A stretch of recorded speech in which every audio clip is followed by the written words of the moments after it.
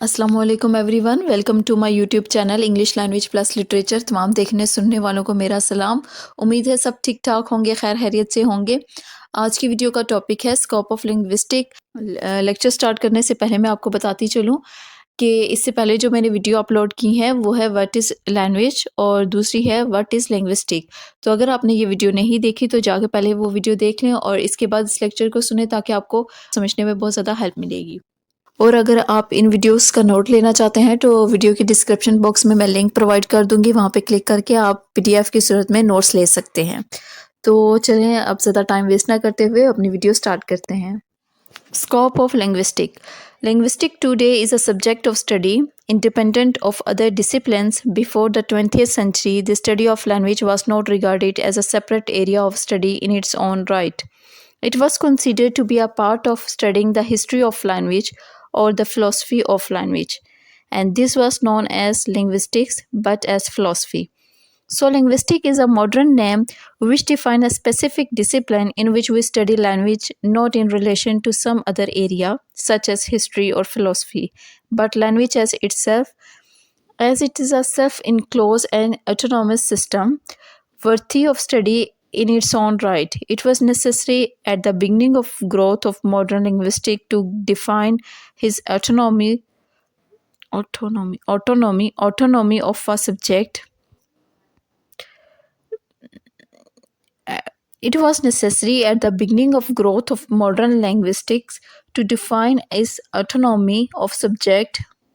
It was necessary at the beginning of growth of modern linguistics to define this autonomy of the subject. Otherwise, it would not have been possible. 20वीं सदी से पहले जो language की studies थी उसको हम as a part of history और philosophy ही समझते थे और ये कोई सेपरेट से एरिया नहीं था। लेकिन 20वीं सदी के बाद जो लैंग्वेज की स्टडीज़ थी उसको लिंग्विस्टिक का नाम दे दिया गया, जिसके अंदर हम स्पेसिफिकली लैंग्वेज के बारे में पढ़ते हैं, उसके सिस्टम को समझने की कोशिश करते हैं, ये किस तरह से प्रोड्यूस होती है, परसीव कैसे होती है और इसके सिस्टम किस तरह से आपस में मिलके एक पूरा एक सिस्टम बनाते हैं और किस तरह से हम सीखते हैं, सोसाइटी के अंदर किस तरह से लैंग्वेज काम करती है और फिर एक से दूसरे तक किस तरह से लैंग्वेज हम ट्रांसफ़र करते हैं। ये सारी चीज़ें हम लिंग्विस्टिक के अंदर पढ़ते हैं। तो इससे पहले कि हम जो उनसे है लैंग्वेज के सिस्टम को समझने की कोशिश करें तो हमारे लिए ज़रूरी ये है कि सबसे पहले हम लिंग्विस्टिक के ऊपर थोड़ी सी रोशनी डालें ताकि हमें इसके सिस्टम को समझने में हेल्प मिले। The main concern of modern linguistics is to describe language, to study its nature, and to establish a theory of language.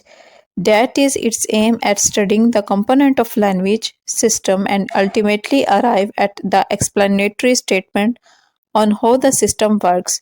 In modern linguistics, the activity of describing the language system is the most important, and so modern linguistics is generally known as descriptive.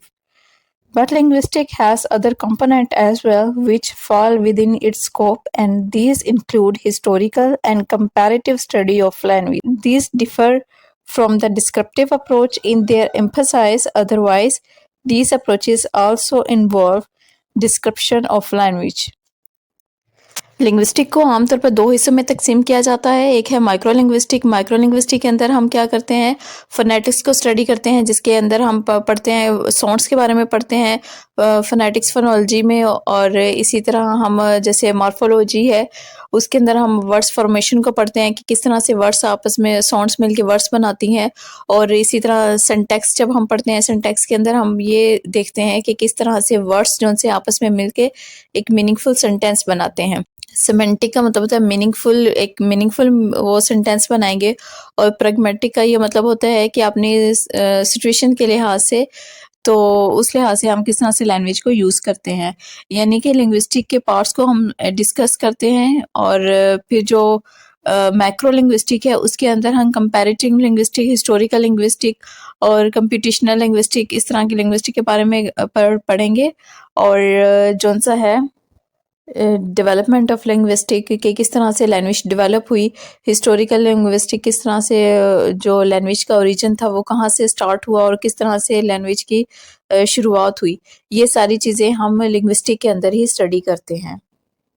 अभी तक जो हम linguistic में topic cover कर चुके हैं वो है what is language, what is linguistic, scope of linguistic और नेक्स्ट जो इंशाल्लाह ताला हम कवर करेंगे मज़ीद कुछ टॉपिक्स, यानी characteristics of language, origin of human language और फीचर्स ऑफ ह्यूमन लैंग्वेज, इन टॉपिक्स को कवर करेंगे। तो तब तक के लिए मुझे इजाज़त दीजिए, आगे नेक्स्ट टॉपिक के साथ मिलते हैं और तब तक अपना ख्याल रखिएगा। मिलते हैं नेक्स्ट वीडियो में। टिल देन अल्लाह हाफिज़।